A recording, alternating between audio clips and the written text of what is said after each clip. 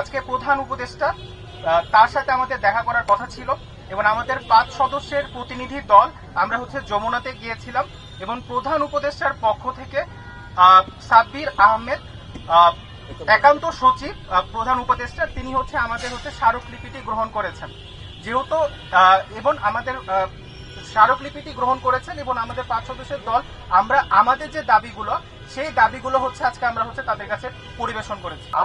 আমাদের দাবিগুলো আদায় না হওয়া পর্যন্ত সাধারণ শিক্ষার্থীদের সর্বসম্মতিক্রমে আমরা আর ক্যাম্পাসে ব্যাক করছি না। যতদিন পর্যন্ত আমাদের মনে না হয় এই ক্যাম্পাস আমাদের জন্য নিরাপদ না, ততদিন পর্যন্ত আমরা আর ক্যাম্পাসে ফিরে যাচ্ছি না। একটা প্রশ্ন আছে, আমরা জানি যে যুব দলের 4 জনকে একেবারে সরাসরি বহিষ্কার করে তাদের আদালতে প্রেরণ করা হয়েছে, সে বিষয়ে আপনারা কি বলবেন? এই আন্দোলনে যারা ছিল তাদের 4 জনকে একেবারে আদালতে প্রেরণ করা হয়েছে এবং বহিষ্কার করা হয়েছে। আচ্ছা, বহিষ্কারের ব্যাপারে তাদের গ্রেফতার করা হয়েছিল, তারা কুয়েটের নয়, এটা আমি ক্লিয়ার করে দিতে চাই।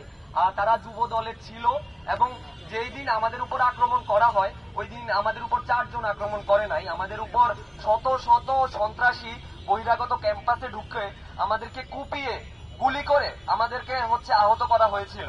তো আমরা ওই দিনই 4 জনকে গ্রেফতার করা হয়েছিল, আমরা সেটি দেখেছি এবং আমরা জানাতে চাই যে শুধু 4 জন না, ওইখানে বিভিন্ন চিহ্নিত বিএনপি এবং যুব দলের ছাত্র দলের বিভিন্ন ক্যাডাররা এখনো বাইরে ঘুরে বেড়াচ্ছে। আমরা কিছু সন্ত্রাসীকে অস্ত্র হাতে সহ আমরা শনাক্ত করেছি এবং আমাদের দাবি 4 জনকে গ্রেফতার করে আইওয়াশ করা যাবে না।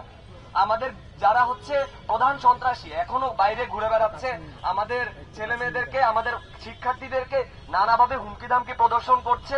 আমরা আজকে এইখানে আসার একমাত্র কারণ যে আমরা ক্যাম্পাসে নিরাপত্তা পাচ্ছি না। আমরা নিরাপদ যদি ফিল করতাম আমরা আমাদের ক্যাম্পাসে থেকে সেখানে বসে আমরা আমাদের দাবি আদায় করতাম। আমরা নিরাপত্তা ফিল করি নাই বিধায় এবং আইন শৃঙ্খলা বাহিনী প্রশাসন কেউই আমাদেরকে নিরাপত্তা দিতে ব্যর্থ হয় আমরা এখানে দল বেঁধে আমরা প্রধান উপদেষ্টা তিনি আমাদের ছাত্র জনতার গণ অভ্যুত্থানের উপর আমাদের রক্তের উপর এই সরকার এসেছে, তা আমরা তার কাছে ব্যর্থ হয়ে আমাদের বিশ্ববিদ্যালয়কে অভিভাবকহীন মনে করে আমরা তাকে আমাদের অভিভাবক মনে করছি এবং আমরা বিশ্বাস করি যে তিনি আমাদের কথা শুনবেন, তিনি আমাদের দাবি মানার জন্যই আমাদের কথাগুলো শোনার জন্য এই সরকারে এসেছেন। তো আমরা তার উপর বিশ্বাস রাখতে চাই। আমরা জনদুর্ভোগ সৃষ্টি হয় এমন কোন কর্মকাণ্ড কুয়েটেও করিনি এবং আমরা আজকেও আইন শৃঙ্খলা বাহিনী সবার সাথে সহযোগিতা করে প্রতিনিধি দলকে পাঠিয়েছি যাতে জনদুর্ভোগ কোনোভাবেই না হয় এবং আমরা বিশ্বাস করি প্রধান উপদেষ্টা আমাদের দাবিগুলো মেনে নিবেন।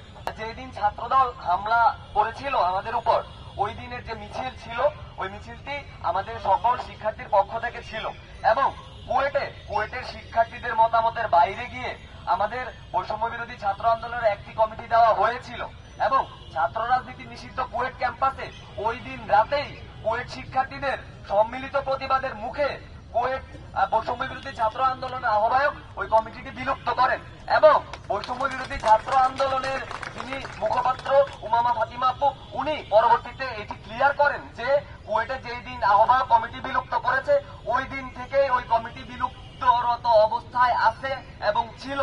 তো আমরা ক্লিয়ার করতে চাই যে আমাদের উপর যে নৃশংস হামলা হয়েছে সেটিকে নানাভাবে নানা দিকে প্রবাহিত করার জন্য শিক্ষার্থীদের উপর যে অস্ত্রের মাধ্যমে অস্ত্রের যন্ত্রণানি দেখানো হয়েছে তা অন্যদিকে নেওয়ার জন্য আমাদেরকে নানাভাবে ট্যাগিং করা হয়েছে এবং আমরা বিশ্বাস করি আমাদের ক্যাম্পাসে যদি কোনো ছাত্র রাজনীতি ফেরত আবারও আসে আমরা শিক্ষার্থীরা সম্মিলিতভাবে সেটি প্রতিরোধ করব এবং আমরা মিডিয়ার কাছে অনুরোধ জানাই যে আমাদের ট্যাগিং করবেন না।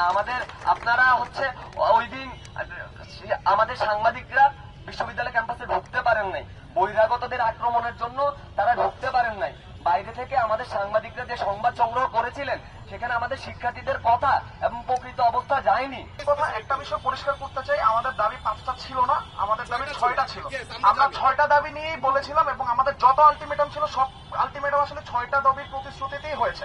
এই বিষয়টা পরিষ্কার করা দরকার।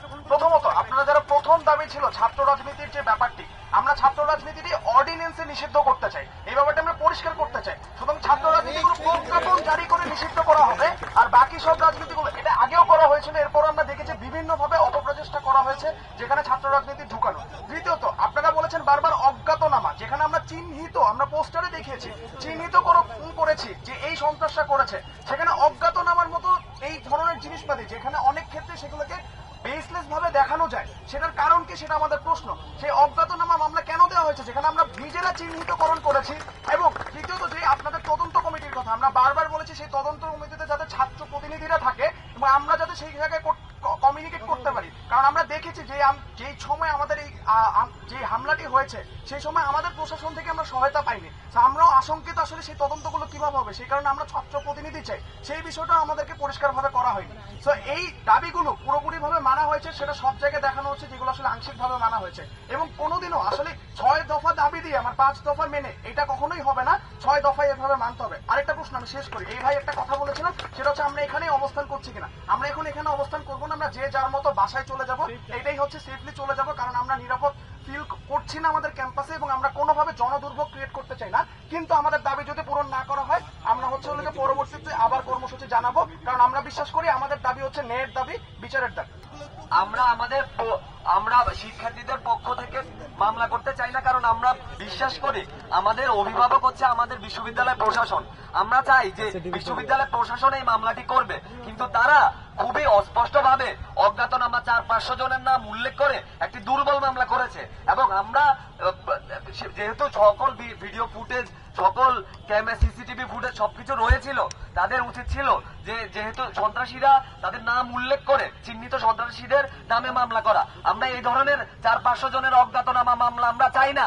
এবং আমরা চাই না যদি আমাদের উপর হামলাকারী অথবা কোনো ছাত্রদল বা কেউ যদি এমন হয় যে তারা নির্দোষ, তারা জেলে যায়। আমরা চাই যে প্রকৃত চিহ্নিত সন্ত্রাসীরা যারা ছাত্র দলের, যুব দলের, তারা এবং স্থানীয় যারা হামলা করেছিল তারাই জেলে যাক। এই জন্য আমরা ওই মামলার বিরোধিতা করেছি। তো বড় একটা হামলার পরে আমাদের ওইখানে 24 ঘন্টা আসলে আমাদের গেটগুলোতে ফোর্স থাকার কথা।